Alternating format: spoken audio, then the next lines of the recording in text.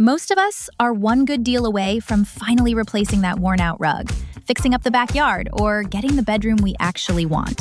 Good news, that deal's almost here. Wayfair's Black Friday and July sale. Get up to 80% off area rugs and up to 60% off outdoor and bedroom furniture. Shop Wayfair's huge selection of styles and find the piece to fit your style, budget, and space. Plus, free shipping. Black Friday in July ends July 27th. Shop today at wayfair.com. Wayfair, every style, every home.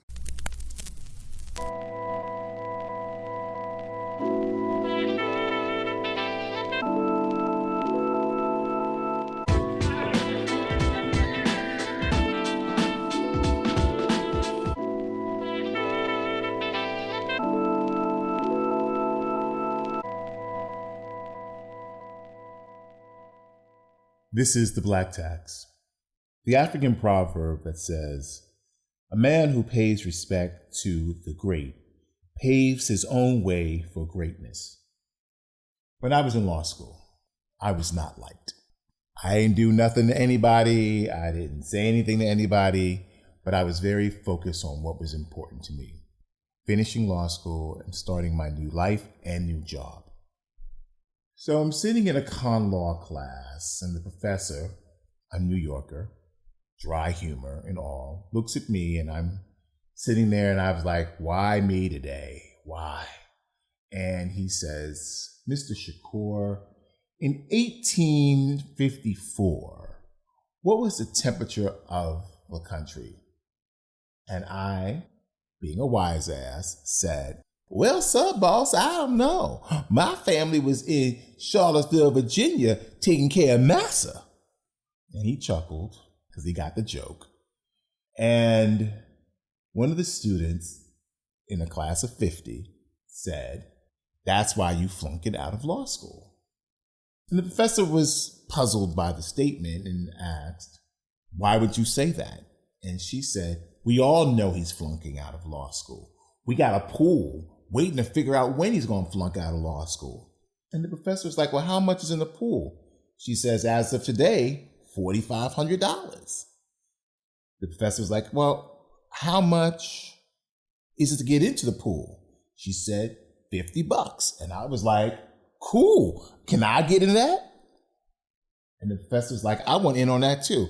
And I was like, okay, let's do this. And so the professor said, how many students here believe Mr. Shakur is flunking out of law school?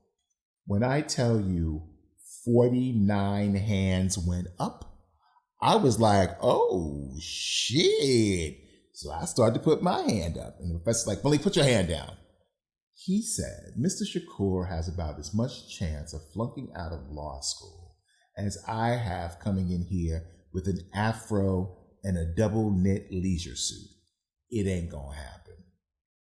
So there was a back and forth as if I'm not sitting there listening to all of this. And so he looked at me and he tilted his head, and I know what he was asking. And I was like, please don't. And he was like, no, I think we need to clear the air. And I was like, no, we don't. Let them believe what they want to believe. He says, no, I'm going to clear the air. So he didn't respect what I wanted, but it is what it is.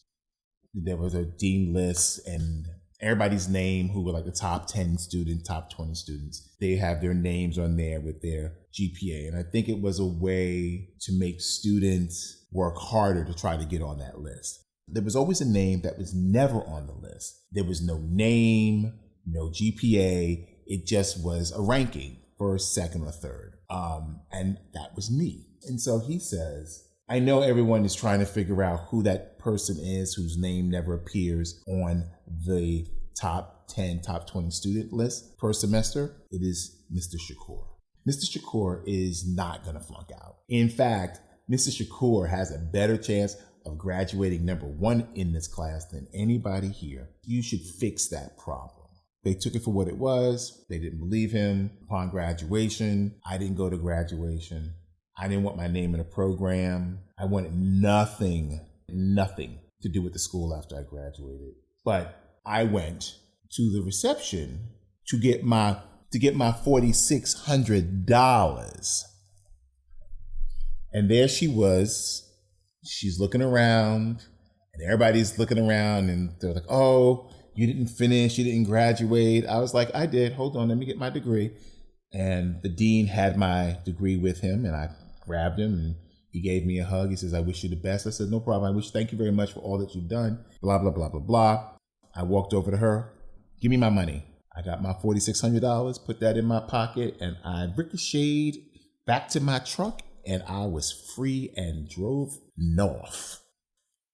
People place expectations on you that you don't even realize are there.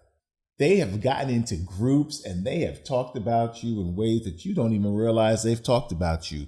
People will smile in your face and they will talk behind your back in these professional circles. But you have to maintain a sense of self and your conduct. It should never waver, because the moment it wavers, the stories that have been painted about you become true, if not truer. And I know that's not the correct enunciation of the English of it, but we family, we peeps, we flip in and out the vernacular all the time. I am a stand-up guy. I'm always going to be who I am. I'm never not going to be anything other than me. I'm not going to change because a group of people think they're uncomfortable with my behavior. A friend said to me a long time ago, and I kept saying to her, people don't like me. She said, you got to stop saying that because you're putting that energy out into the universe and it comes back and it becomes true. And then she said, you know what? I was at this event with you and I watched how people responded to you. And I realized what your issue is. And I was like, I got an issue? She's like, yes. You walk in your truth. You don't change who you are.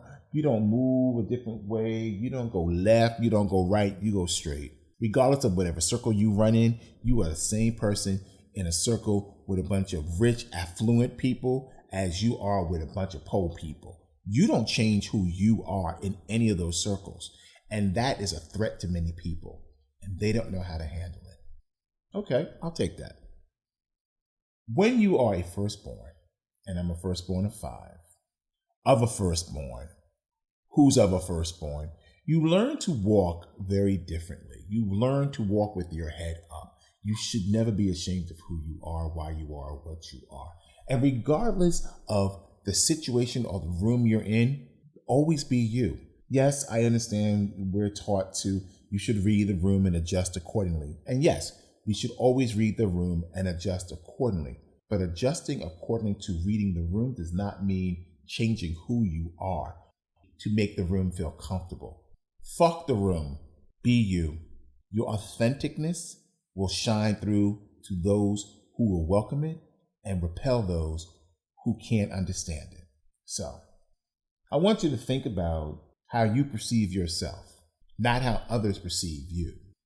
Because once you do that, your light shines brighter and will never dim ever again. Stay woke. We out.